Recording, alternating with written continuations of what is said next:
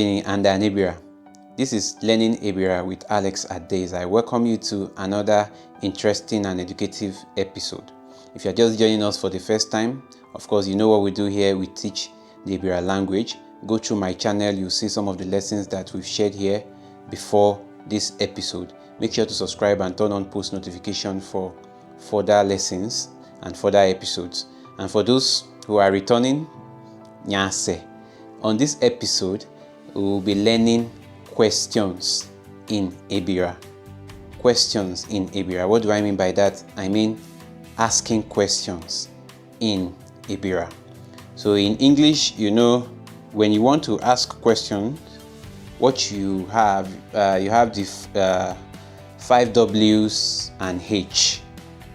5 W's and H, which are the who, what, where, when, why, how. So in Ebira, you also have them, just that they are not 5 W's and H. So in any case, I am going to teach you how to use them in Ebira's language in making sentences. So because these terms are different when they stand on their own and when you want to use them in any sentence.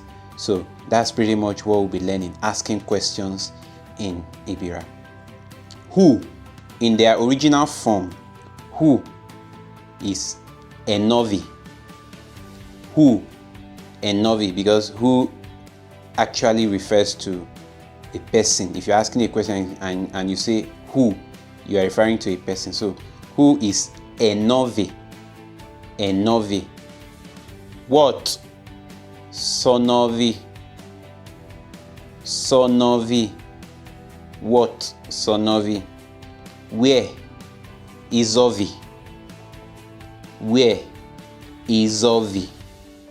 When? Ihiovi. When? Ihiovi.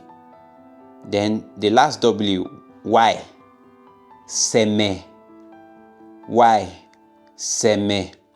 So you can ask me, Seme de ni ovi in the rest of the terms, but when we got to why, the ovi disappeared.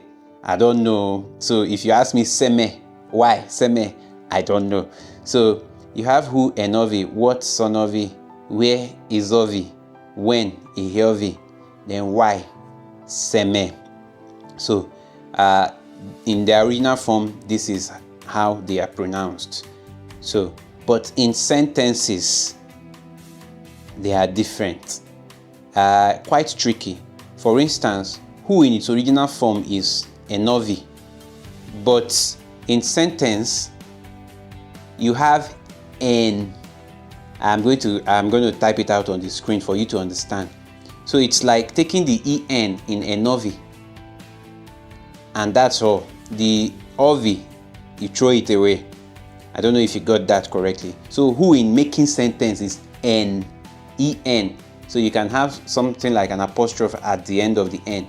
So because every other thing that comes after that en, when you are using it to make a sentence, starts with a vowel sound. For instance, enoaka. You understand? So you have en starting it to ask question of who. To ask question of who. Enoaka. Eneizo. Who is there? Eneizo. Enave. Who is coming? So you have en for who. En. En. Enave. Eneizo. Enonove. Enowaka. So in making sentence who, to ask questions who, you just bring the en, you have your apostrophe before the rest. Like that en is now pronounced as en, enowaka, enovi, eneizo, enemanime, enetu. You understand? So after the en, you know, there's always vowel sound to follow the next word that you join together to ask the question of who in a sentence. So for the next one, what, what in its original form is son of a. But if you are using it in a sentence, the only thing you require is su. So, do you understand? What are you doing? Suwame. So it's just su for what in a sentence. I don't want us to confuse it. But then, that's just it. Where in its original form is izovi. But in a sentence, you just have the I and the Z, alphabet Z. So is, for instance, where are you going to? Izuano. Do you understand? Where are they? Isaiah. So just like you have with en in who, in where you have I and the alphabet Z is. So the next thing that follows will definitely start with a vowel sound. So that's why you have just the two alphabet word when using them in a sentence. So the next one is when. Ehelve in its original form. Ehelve. But when you are using it in a sentence to ask, when are you coming back home? You just have ihi, ehe. That's what you will need in a sentence when you're asking when you're using it in a sentence. So ehe wa ave, when are you coming? So ehe is all you need. So I'll put them on the screen for you for a better understanding. Then if you are using why in a sentence, there's no change. In its original form, it's seme. In a sentence, it's seme. You understand? So that one is quite simple. Seme do mana ame. Why are you doing like this? Seme buran. Why now? You understand? So seme, it's the same thing. Then you have how. How is quite a difficult one. Both in its original form and in a sentence. How is omeme. Omemeya, something like that.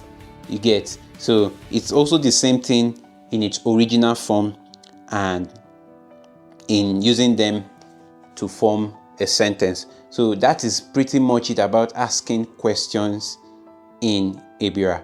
So if you have learned some things in our past lessons, like I always advise, you can mix this with some of the things you learned in previous episodes and form sentences. If you have questions, please post them on the comment section, and remember to share this video with your friends who are also keen about learning Ebira language. Thank you, Avo, for being part of this episode and this channel. See you on the next one. Adijo.